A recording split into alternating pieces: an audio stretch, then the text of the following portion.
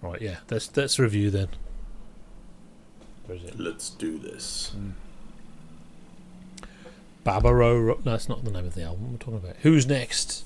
And what? Okay, so 2001 Monolith. That's the concept. So they just found one on some bit of cement on a slag heap, and they're supposed to have pissed up it, and that's them doing up their flyers. I didn't realise that's what it was. I just, Yeah.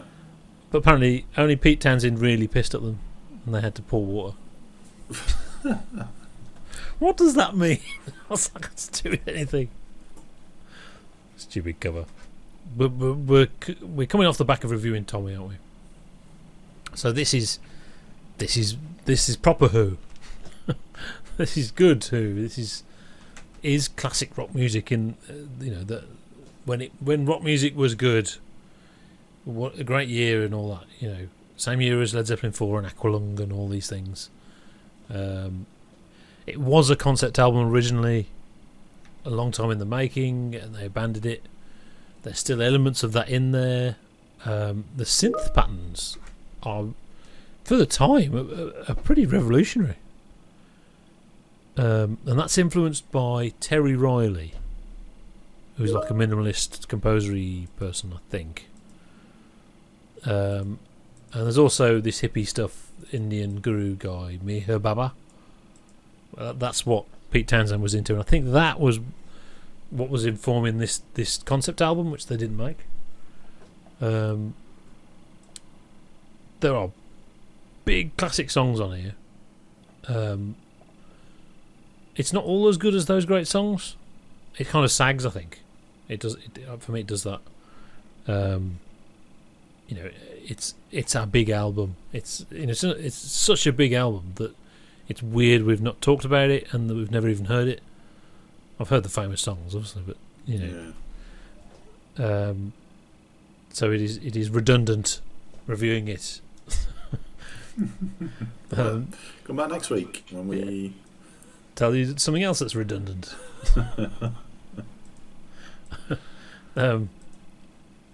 So yeah, so they've taken all this weird stuff he was doing and put it in a straightforward rock album.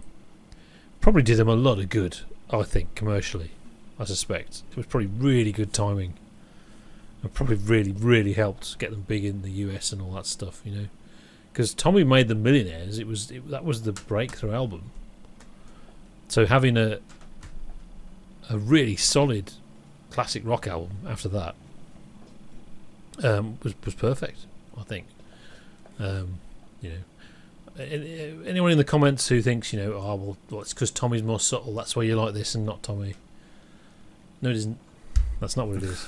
It's because it's got good songs on it. Yeah, we like the songs. So yeah, there we go.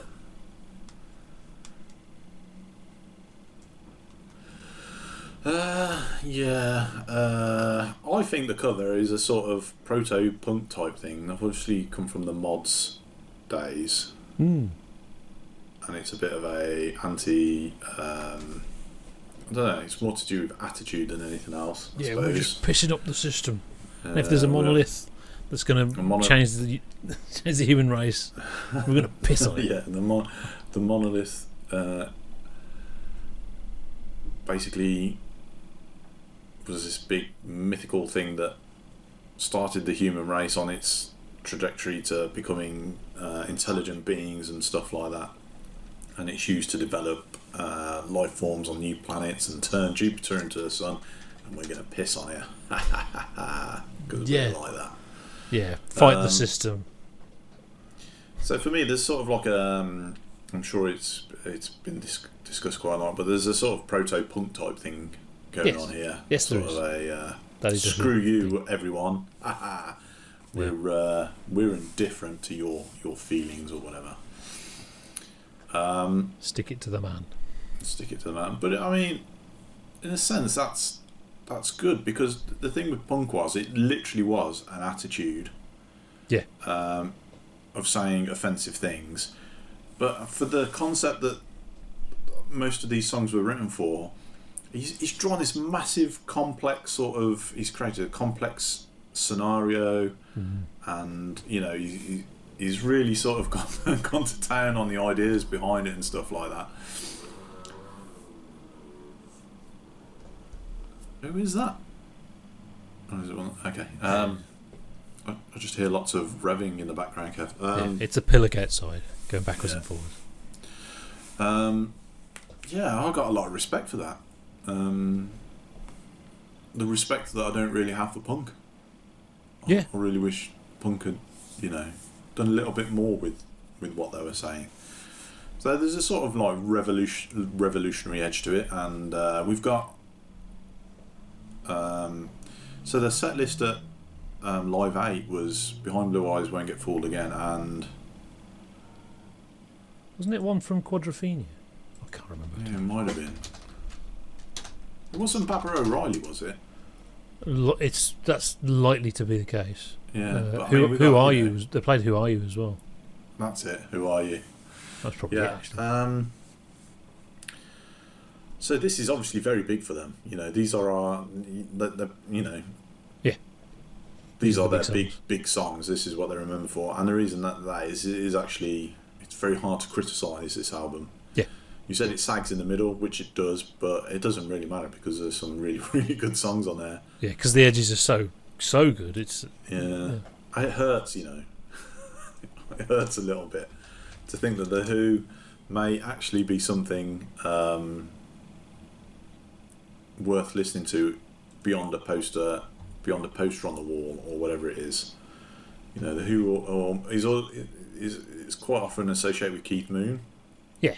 And his bad lifestyle, bad behaviour, and smashing up guitars, and Roger Daltrey going deaf because the concerts are so loud. But there is more to the Who than that. Stick it to the man, he's deaf now. What modern people. I mean, there was like I think in the wake of Live 8 there was a bit of interest in the Who because they were quite high up in the set list, weren't they? Oh yeah, but I think people were more interested in not so much in the songs, but more in the sort of things around the Who. Yes. Yeah, and Keith Moon isn't even there. Yeah. So. Yeah. So yeah, I mean, it's a very, as you say, the synthesizer work is sort of very interesting because it's good. Yeah. Which is again commendable when you think like, are we in ELP territory here, Kev? Yeah, this is the year of the Tarkus. Yeah, so you got that craziness going on, and then you've got actual good synthesizer work here. Yeah, which is quite cool. Yeah, yeah, good stuff. Yeah, I mean that's the thing. Obviously, there was a lot more of that synthesizer stuff. It was much longer, and was just instilled down into just that bit. Yeah, so there were, somewhere in there was this massive concept album, and they've just instilled what's the word? Distilled. Yeah. They sort of left it to dry in the sun, and just the bits are left. Like sun-dried tomatoes. Yeah, it's like sun-dried tomatoes. Or raisins. Yeah, it's like comparing tomatoes to sun-dried tomatoes. That's pretty good. The taste is strong. It's nice.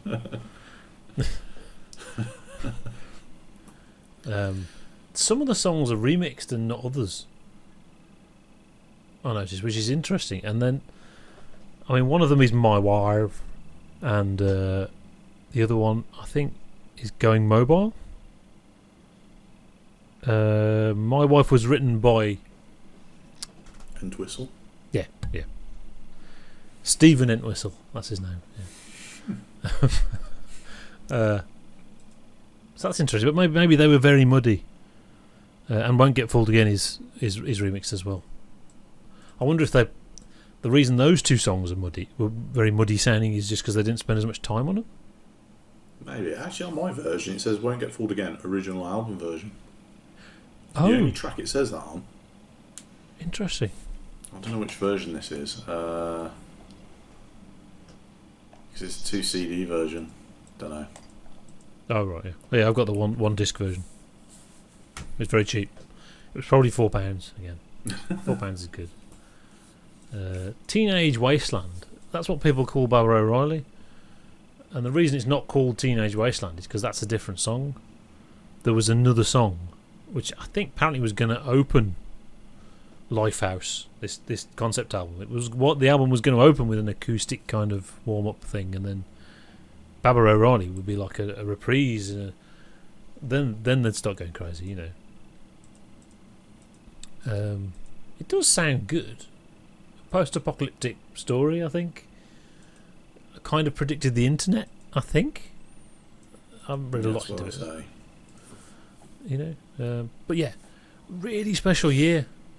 I mean, Led Zeppelin 4 and Aqualung, Nursery Crime, Master of Reality, Fireball, Look at Yourself, Uriah Heep, Tarkus, Acquiring the Taste by Gentle Giant, In a Mounting Flame by Vishnu Orchestra, Tago Mago by Can, the Yes album and Fragile. Zappa was doing Fillmore East and 200 Motels. Love It to Death and Killer by the Alice Cooper Band. Imagine was that year. And Medal. Jesus. We've reviewed most of those as well, haven't we? We have. Isn't that interesting? But there's kind of a theme of bands finding a thing, or sort of starting a thing. So Nursery Crime, for some people, Nursery Crime is the starting point where they were properly a band. I don't really agree with that. I think it's all on Trespass, but most people don't agree with that. I think it's because of the people in the band, actually. But Nursery Crime is the first one with that lineup, you know. And obviously Led Zeppelin 4 is where they found a thing. It was a thing. I don't know whether Tarkus found a thing. It was just Tarkus. It's Tarkus. It lost me. Yeah. Well, you like the first LP album, don't you? Do I? I can't remember. Yeah. And Medal, obviously, is the ultimate in a band that were kind of rubbish, really. Suddenly finding something, and no one knows what it is they found, but it was amazing. So, yeah. I don't think did we egg it in the end? Did we egg the other one? I think we did, yeah. I think it was like 3 eggs or something. Oh, right. 4 eggs? It's got to be better than 3 eggs. Yeah, 4 eggs. Yeah, there you go. That's a brilliant review. There you go. And now everyone knows the details of who's next. We had to talk actually, about when you look at a new, I don't know if they do album reviews in newspapers anymore. But whenever you look at historic album reviews in newspapers, they're about 3 lines long. Yes, they got nothing to say. Yeah, we beat that. Yeah, more than 3 lines. Yeah. Some of it was about other music, but still. Yeah. Well, you got to put these things in context, Kev. Context is important. There is something. There's some sort of axis, and the Who are at one end, and the Things I Like are at the other. I haven't quite figured out what that is, but that is a thing, I think. And that's why I've not really... The Who just haven't... Even though they're right in the middle of all this stuff. Yeah. I think I'm sort of... my perception is shaded by the personnel a little bit. Yeah. And it's sort of like I've not really sought out any information about the personnel, but somehow that they have invaded my life with opinions, either about musicians or current affairs, whatever, which I've thought, well, I don't really know who you are and I don't really care. Yeah. Why have I got to listen to this? Yes. And I think it's given me a bit of a negative slant on it, but as I say, I mean, there's nothing you can complain about on this, and actually there's a lot to there's a lot to commend. It's very, very good stuff. Yeah. I think maybe that's what it is. Maybe I don't like the people, and there isn't really a rational reason to not like the people because I don't have a clue about them. No, that could be a thing. Well, I mean, there's sort of Pete Townsend. He got embroiled in a paedophilia thing, didn't he? He did. He got caught with a load of pictures on his computer, and he was writing a book or something stupid. It was his excuse was he thought he was going to solve the problem of paedophilia, and he was researching it. No. And I think it was genuinely believed that that's what he, that was what he was doing. He's not really a paedophile, but it's sort of like, you don't actually need the pictures. It's the attitude. It's sort of like there's a big ego thing there. Yeah, that's the thing. I can believe, from what I know so little about Pete Townsend, but I can believe he thought he could solve it. Yeah. Realistically, I don't know, has he ever been the spearhead of a movement or anything like that? Did he achieve anything with his music other than sell lots of albums? I don't know. Well, I also get the massively sense influential. That, within the band he was sort of almost revered. So I've heard Roger Daltrey say in the past sort of thing, like he's had to go and often do acting because when you got a creative like Pete Townsend in the band, you've got to let him get on with his thing, and he's got to go away and he's got to rejuvenate his creative juices, sort of thing. Oh, well,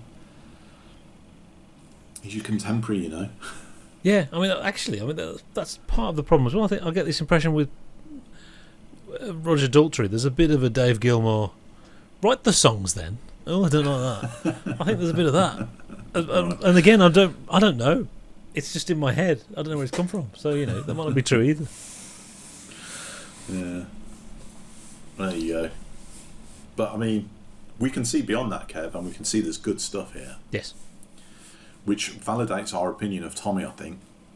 Yes, it does. Yeah. We think it's bland. It's because we actually think it's bland. It's not like we're anti-Who or anything like that. Yeah, even though we are anti-Who. Yeah. Ish. But we still like this one. Yeah. I've Barbara O'Reilly. I've listened to too much now because it's the first song. I keep trying to put it on. Obviously, that's the one that comes on. Yeah. But